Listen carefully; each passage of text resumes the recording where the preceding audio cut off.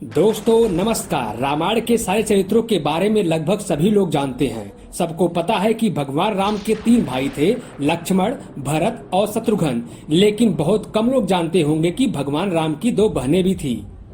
दोस्तों दुनिया भर में 300 से ज्यादा रामायण प्रचलित है। उनमें से वाल्मीकि रामायण, कंबन रामायण, रामचरितमानस, अद्भुत रामायण, आध्यात्म रामायण और आनंद रामायण की चर्चा ज्यादा होती है। उक्त रामायण का अध्ययन करने से हमें राम कथा से जुड़े नई नई तथ्यों की जानकारी मिलती है। इसी तरह अगर दक्षिण रामायण की बात माने तो भगवान राम की एक बहन भी थी जो राम से बड़ी थी। अब तक आप सिर्फ यही जानते थे कि राम के 3 भाई थे, लक्ष्मण, भरत और शत्रुघ्न। लेकिन राम की बहन के बारे में बहुत कम ही लोग जानते होंगे। बहुत ही दुख भरी कथा है राम की बहन की। लोग उनकी सच्चाई जानेंगे तो राम को कठोर दिल और दशरथ को स्वार्थी मानेंगे। और जानते हैं कि राम की बड़ी बहन कौन थी, इनका नाम क्या था और ये कहाँ रहती थी। भगवान राम की 2 बहनें थी, एक शांता, दूसरी कुकबी। कुकबी की पूरी कहानी हम दूसरे वीडियो के माध्यम से जानेंगे, क्योंकि इस कहानी में मुझे कुछ संशय है। लेकिन निश्चित रूप से हम अगले वीडियो के माध्यम से पूरी जानकारी देंगे। यहाँ हम आपको शांता के बारे में बतलाएंगे। दक्षिण भारत की रामायण के अनुसार राम की बहन का नाम शांता था, जो चारों भाइयों से बड़ी थी। शांता राजा दशरथ और कौशल्या की पुत्री थे, लेकिन पैदा होने कुछ वर्ष बाद कुछ कारणों से राजा दशरथ ने शांता को अंग देश के राजा रोमपद को दे दिया था। भगवान राम की बड़ी बहन का पालन पोषण राजा रोमपद और उनकी पत्नी वर्षणी ने किया, जो महारानी कौशल्या की बड़ी बहन अर्थात राम की मौसी थी। इन संबंध में 3 कथाएं हैं। पहली, वर्षणी निसंतान थी, जो कि भगवान राम की मौसी व कौशल्या की बहन। एक बार अयोध्या में उन्होंने हंसते हंसते यूं ही बच्चे की मांग की। दशरथ भी मान गए, क्योंकि रघुकुल रीत सदा चली आई, प्राण जाए पर वचन न जाई, क्योंकि इसके लिए उन्होंने वचन दे दिया था। इसीलिए शांता अंग देश की राजकुमारी बन गई। शांता वेद, कला तथा शिल्प में पारंगत थी और वे अत्यधिक सुंदर भी थी।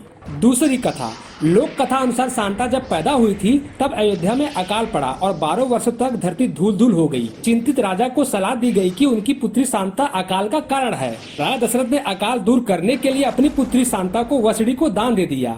उसके बाद शांता कभी भी अयोध्या नहीं आई। कहते हैं कि दशरथ इसीलिए अयोध्या नहीं बुलाते थे, क्योंकि वह डरते थे कि शांता के आने से दोबारा अकाल पड़ जाएगी।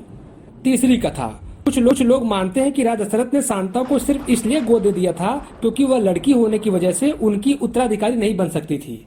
आगे की कहानी इस प्रकार से है कि शांता का विवाह महर्षि विभांडक के पुत्र अंग ऋषि से हुआ।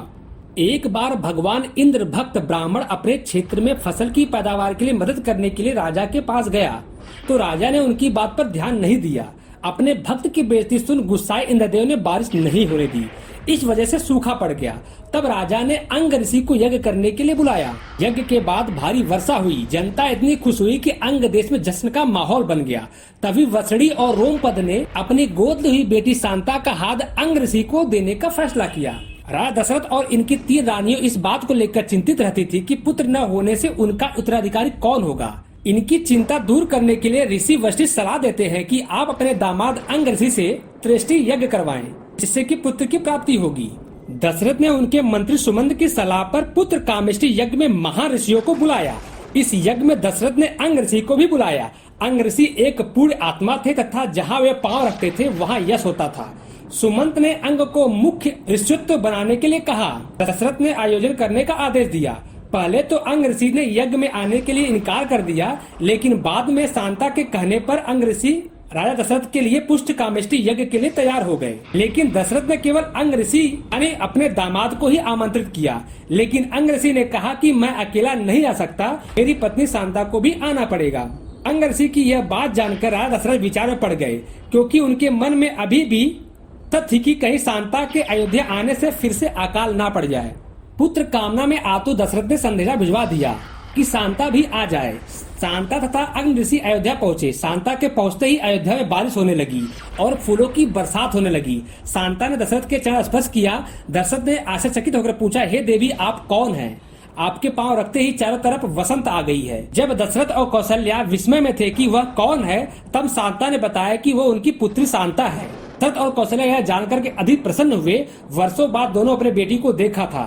दशरथ ने दोनों को सम्मान आसन दिया और दोनों की पूजा आरती की। तब अंग ऋषि ने पुष्ट कामेष्टि यज्ञ किया तथा इसी से भगवान राम तथा शांता के अन्य भाइयों का जन्म हुआ।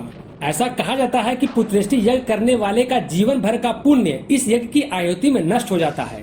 इस पुण्य के बदले राजा दशरथ को पुत्र की प्राप्ति हुई। राजा दशरथ ने अंग ऋषि को यज्ञ करने के बदले बहुत सा धन दिया, जिससे अंग ऋषि के पुत्र और कन्या का भरण पोषण हुआ और यज्ञ से प्राप्त खीर से राम, लक्ष्मण, भरत और शत्रुघ्न का जन्म हुआ।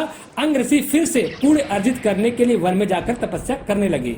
जनता के समक्ष शांता कभी भी किसी को नहीं पता चलने दिया कि वो राजा दशरथ की पुत्री थी, और यही कारण है कि रामायण या रामचरितमानस में उनका उल्लेख नहीं मिलता है। दोस्तों, ऐसा माना जाता है कि अंग ऋषि और शांता का वंश ही आगे चल के सेंगर राजपूत बना। सेंगर राजपूत को अंग वंशी राजपूत कहा जाता है। दोस्तों, राम की छोटी बहन कुकबी की अभी जानकारी हमें पूरी नहीं मिली है, इसके लिए हमें खेद है।